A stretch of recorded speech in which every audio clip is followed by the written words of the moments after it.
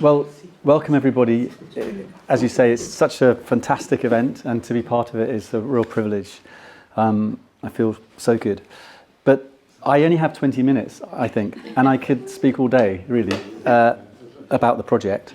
But it will speak for itself, because you're all, I hope, going to visit the building after this talk. So what I hope can happen is that we could talk further on site. A lot has been written about this project, both by Alison and Peter Smithson, but also by many other academics and architects. Many people have very different types of relationship with it. I'm here with Ian and Joe, who are the current owners and dear friends of over 30 years. So I feel sort of a bit humbled and like a bit nervous of speaking, but I'm going to just speak for myself, my own, and in a way pass on my own reflections on the project. And I wanted to offer to the table a few phrases that many of you will know, and certainly you'll have a version of your own interpretation of those phrases. And they're phrases that I hope we can pick up further when we walk the compound of the Upper Lawn Folly. But just to start with this very short quotation by Peter Smithson. The pavilion was designed as a device whose patterns of habitation could change, a setting of rooms and small garden spaces which could be tuned to the seasons, to the changes in pattern of family use, to the changes in one's sensibilities. And before they made this before this building became really public, Alison and Peter Smithson and their small family of 3 children chose to live their weekends in a very simple way, quite frankly adapting a lifestyle to suit the house, dealing with experiencing a life of sort of camping, experiencing flies, heat and cold, cooking on a stove. The phrases I want to put here are half building, half ruin, rough poetry, picturesque, the idea of a compound.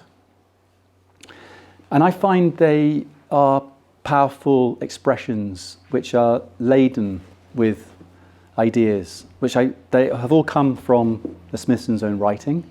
I quote Peter Smithson, but when I plucked up the courage back in 2008, late 2001, to phone him up after we'd been asked to make the restoration, in a quivering voice to sort of see if it was okay, he said, "Well, it's not my building anyway.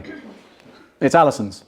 So that was, of course, those who knew Peter Smithson knew that's how you talk from Durham.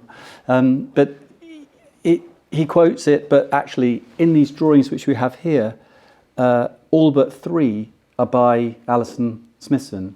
2 are by an initial that someone will probably know who it is, PMJ, and the final one is by Peter Smithson, which we'll show in a minute. So we made this project in 2002, but I wanted to give you a little timeline, and I'm going to go straight to the drawings because we can talk about what happened later on site. But this is just a little bit of context, let's say background, for you to understand, just as the drawings show, that like any project, it's a sort of organic, evolving thing. A drawing is a moment in time. The drawings were never the drawings that actually were built, just like our drawings, by the way, here were drawn, but actually it wasn't quite built like that either. And I think that that's an interesting thing about a drawing. It doesn't necessarily mean it becomes reality. But the land was bought in 1958, and that's when the demolition of the 2 cottages started and the first sketches were made. The project proper was drawn in 1959 by Alison Smithson, and they started on site in the spring of 1961. And the project was completed in 1962. And then 8 years later, in 1970, some new work was drawn, some of which was realised.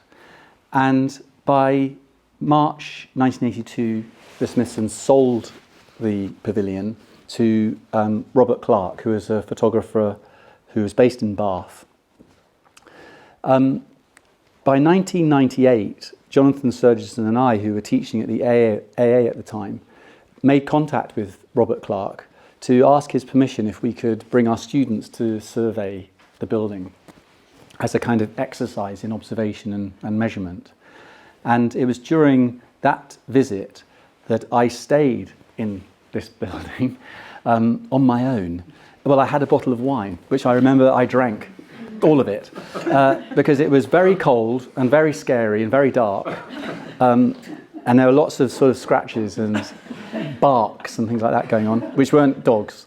But that was 1998. But having made contact with Robert Clark, he then advised us that he was planning to sell the building in 2001.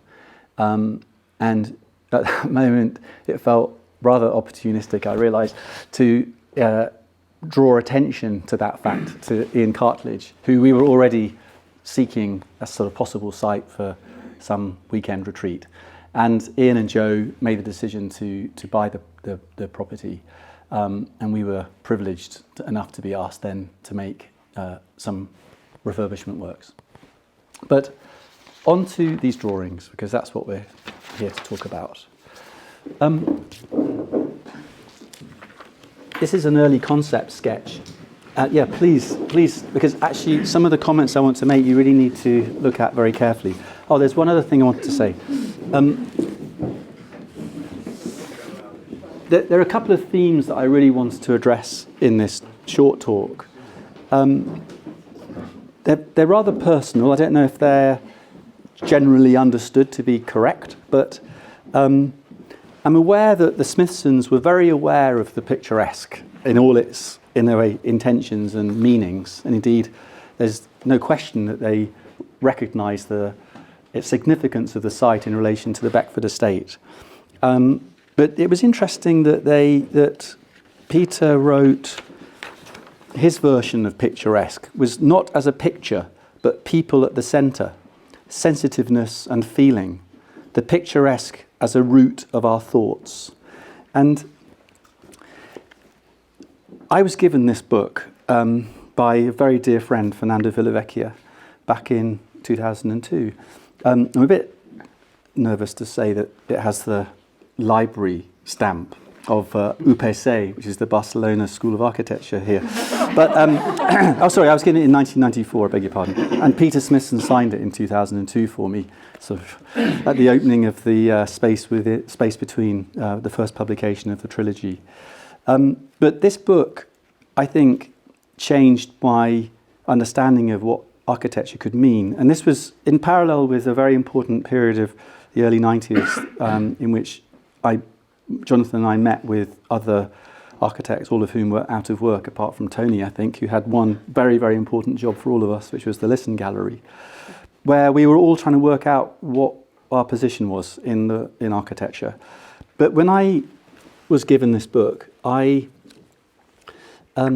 saw in it a diary of a way of life, a family life, in which the building was not the chief protagonist, but was a sort of background to that life. The entries almost hardly refer, apart from things that are going wrong in the building, it refers mainly to what was grown in the garden and what the children were doing and things like this. And I offer that just to pass around because I don't think you can get it anymore, although I heard it's going to be reprinted. Let's see how that goes. But please, it's one of my most treasured possessions, so so I expect it back. Anyway, while you're looking at that, I just wanted to say that this is a first sketch that I feel describes very immediately this idea of, let's say, rough poetry, the recognition that it's possible to establish a dialogue between a new construction and a found thing. But it's already very clear that the found thing is already manipulated to create a certain type of energy and context. And that these two sort of embrace each other in relation to a garden. That the aspect of three things, the garden wall and the house and the garden itself, become incredibly intertwined and important. You immediately see a set of conscious decisions. And the other theme I wanted to talk about is why I asked that question at the beginning of the day about art and technique and artistic practice and pragmatic practice, is that what I find intriguing are seeming contradictions, but in a way a wonderful kind of bringing together of pragmatics and conceptual thinking. That this is a project that on the one hand you can see the hand of the local carpenter and builder who just made very obvious decisions, and on the other hand a sort of eccentricity that's come from a conceptualizing of construction. That starts even at the broader scale of the decision to offset the house in relation to the existing garden wall and and windows of the old cottage, which is you can see here. And you can see this is a existing site plan, but already Alison is planting. You know, this is actually a planting drawing. But I also noticed that the bund is already overdrawn onto the existing site plan. This bund, my understanding was that it came from earth that was excavated for the foundations. Very important sort of ground notation that you'll see when you visit the site. But you see on this ink drawing by Alison and Smithson in 1959, the twisting of the columns, the twisting of the shower tray, the twisting even of the manhole, which, by the way, in the end wasn't twisted, but a set of intentions that are spatial in their origin. In this layout, I just wanted to point out, this is the more you look at these drawings, the more kind of joy you find, like boys love rhubarb. There's a lot of narrative in the work as we look at it. This is a drawing. I had a nice conversation with Caroline before this event and this drawing came up, about the combination of scales. And as anyone who knows of the Smithsons, they talk a lot about working at different scales at once, something that certainly we really believe in ourselves, in our own practice. But Caroline was pointing out how beautiful and how evident it was that they were thinking in different scales. And I couldn't help say, I think, a piece of tracing paper at a cost of a die line in the 1959, was probably more important. And the fact is that everything was drawn roughly and then slotted underneath the tracing paper. And the likelihood is more, my conjecture, that it was really about just using the space of the drawing. This comes up later. Anyway, the drawing is manipulated. It's just something important and useful to communicate, and not always to conceptualize. The conceptualizing was going on in the head and not necessarily in the drawings, like we've seen, say, in other drawings, which are all about their idea. I think this is about communication. The other thing I wanted just to draw attention to was that when I was looking through these, we're talking here in 1959, the Smithsons are asking questions about modernism, and they're trying to find this sort of furrow of their own work and being modern, what does that mean? I find it so interesting when I came across this word, showing. And she writes consistently show or showing, Shewing. And I looked at it and I thought, was she had to struggle with spelling? And I looked it up, and it's the German root of show. So it's an old-fashioned word. And I thought, how interesting that alongside this making of what in a way is quite clearly an other building, that her instinct is to refer to old Germanic root words. And to me, it's just something to think about when it comes to this discussion of the pragmatic and the romantic, the artistic and in a way, the technical. Honestly, there's so many things to say here that I'm going to run out of time easily. I just wanted to show here another thing, which is that the Smithsons did talk about the project as with a prototypical characteristic. It was testing a few things, and again, just to sort of help place it for all of us, there were a number of, let's call them, a terrible word, innovations.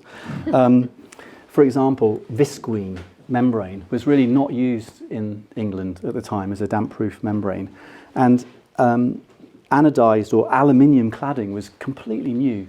So while we look at it and go, oh yeah, we know all about that stuff, this was the first application that certainly they knew of, and they tried a few things out, some of which came on, in fact, were then used within the Economist building that followed. But I look at this drawing. This is setting out the plywood on the ceilings, and it's so interesting because if you look, it looks like a very pragmatic arrangement. And at first I thought, oh, that's interesting that they decided not to make it an idea. I mean, I know that we would like, oh, what's the idea about the plan? You know, how can we make it an idea? But it seems to follow. But then interestingly in the notes, actually the panels are all cut separately. They're cut to meet the joists, which of course are not set out accurate, or let's say accurately, consistently. But on the one hand, it looks like it's not wanting to say anything. On the other hand, that sort of tolerance that's in here, I feel is interesting. Anyway, this is the setting out of the aluminium. Doesn't say much about setting out, does it? But this is what they say, and they make a little sketch of a rolled, flattened batten roll. You'll see there are very few joints in the finished building. And the other thing I like about this drawing is that this is a detail of the shelving that we of course put a new shelf box here. But I find it intriguing that the note reads, suggested fixing for shelves, short spare lengths of aluminium T, which makes me realise that, you know, things that were around on the building site, the Ts that were used elsewhere were just reused. Oh, let's use those for the shelf system, which again I thought was rather nice and pragmatic. This is a drawing of the coal bunker, the coal shed, but it's from the 1970s. Initially, there were no steps. It was just a store for wood and coal. But I think once they'd lived there for 8 years, they realised there were certain benefits in getting high up to sit and look over the wall towards the north, underneath this beautiful tree that creates a kind of natural canopy. And I guess that led them to propose this staircase. You can see that they've drawn in the reinforcement, probably after they've spoken to their friends at Arup. But interestingly enough, this is how they detailed the steps. So they added this element, like an installation that sort of sat on the slab. But you'll see that's not actually how they built it in the end. That in the end, this came down and it sits equally to give a flush threshold. So it wasn't in the end so installed, so obviously installed. I'm going very fast, aren't I? Now, these two drawings are very, very dense, and they demonstrate the few but very important bits of joinery in the project. It's so stripped to hard-working elements. This is a cupboard that divides the living space from the bathroom, and it works both sides, you know, in terms of providing storage and shelving. But if you look really carefully, it's very interesting that this end of the drawing, this is the base, and this side of the drawing, this is the base. And when you realise that it's a vertical drawing, I speculate to myself that on a drawing board, when you're putting a drawing piece of tracing paper, unless you're ready to angle the drawing board up almost vertically, or indeed bend your back for a long time and draw like this, the easier way to do it, if you're drawing, is to draw like this and then turn the tracing paper over like this and to draw like this. And I find that interesting because it's a very confusing drawing otherwise, because you can't actually tell which way up. And it isn't really about saying, oh, this is the elevation, like a sort of Portuguese way of drawing. Sorry, anyone who's from Portugal. So I'm drawing attention to like stupid pragmatic things intentionally, because around the artistry, I think, is this kind of straightforwardness and bloody-mindedness, maybe you could say. But I'm going to keep moving. No, this is a die line, so gosh, let's look at the original. Now, what I wanted to show here, this is a setting out drawing. It was done in the 70s because there was work mainly done to the upper facade and the kitchen. The kitchen, which was here, was then moved to here. And the staircase that originally ran this way, when I say stair, I mean the ladder, was originally rising this way into the heart of the house. And in the 70s, they turned it around. And we were talking about it last night, Ian and I, that we realised that it was probably that when the kitchen was here, the stair rising here made it work. But once the kitchen moved, and this was a banco, it would be much easier for the flow of the house to rise and then at the first floor come up looking straight over the terrace. But I wanted just to say here that this, again, touch on this issue of pragmatics and conceptualizing. On the one hand, you can see dotted line of the joists, and the joists run and they sit alongside the studs, because of course you can then bolt the stud into the side. I mean, when I see both student work and even the work of people in my own office, it's so rare that anyone would draw that. I mean, they'd put the stud on top of the joist, and then they'd have to work out a bracket detail. But, you know, this is sort of American balloon frame construction, but it's so obviously pragmatic. So these drawings were unexecuted. They're made in 1970.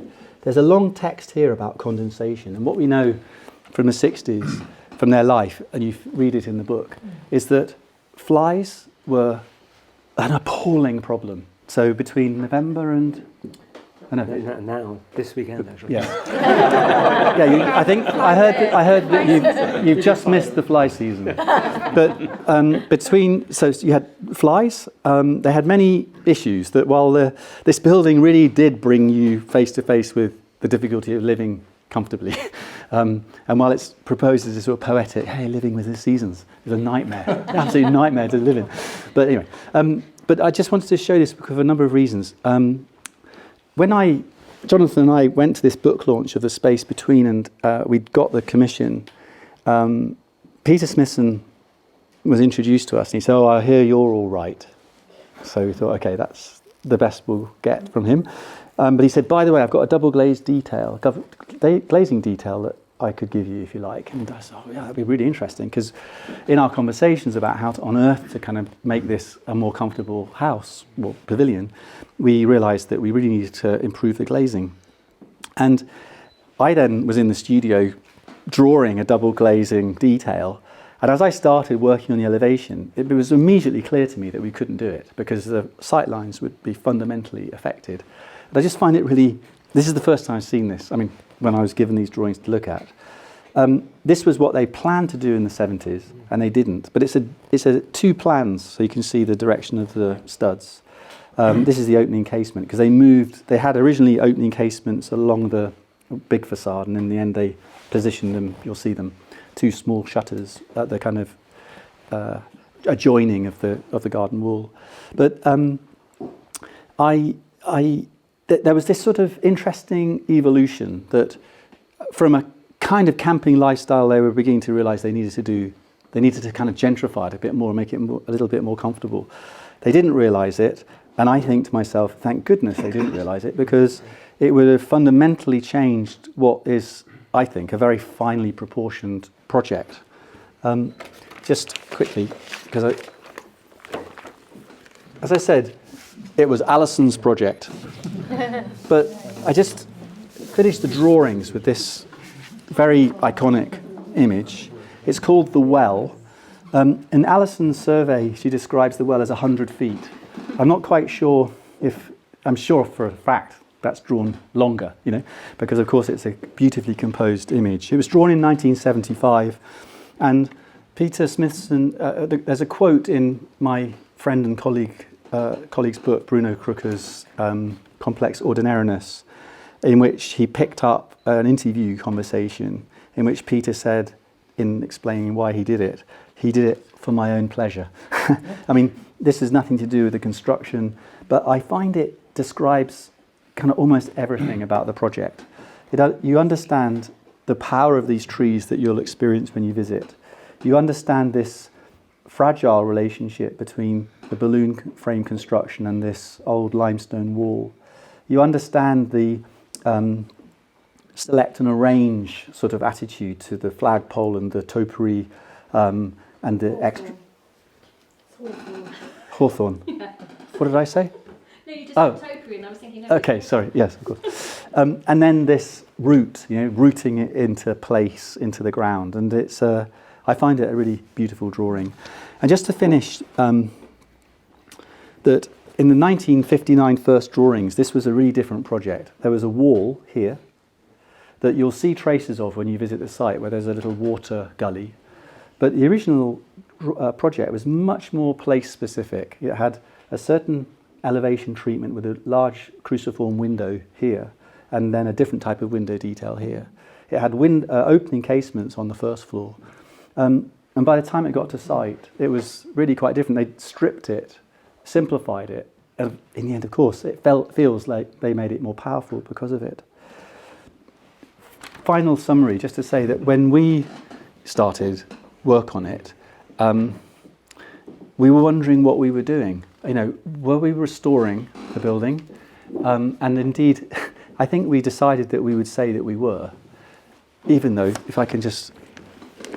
we, of course, weren't. What we were really doing was reimagining. We were reimagining the project because we were changing the kitchen, introducing heating in the first floor that shoots up and down, so we wouldn't affect the floor slab. We were planning to, you can see the drawing here, we were planning to move the ladder back to where it was. In other words, we were a little bit like picking and selecting what we imagined the project was, because its life had already changed 3 or 4 different times, both actually physically or in their minds. And when we were working on this so-called invisible restoration, which is the term that is often attached to our work on it, we were really choosing and picking and choosing. I find it just the beginning of a bigger conversation about the current debate of environmental sensitivity to reusing buildings, and these words, reuse, adaptive reuse, restoration, blah, blah, blah. They're all used so loosely and I think so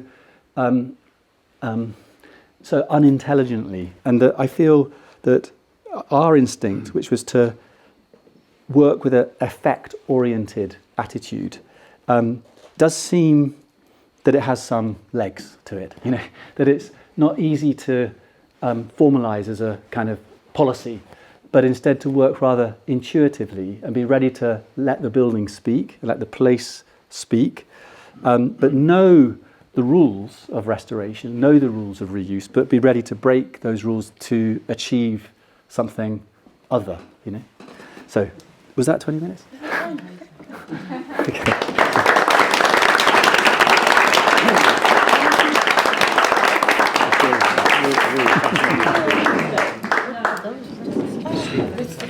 There's one very interesting thing about the windows and stuff being removed right at Yes. site.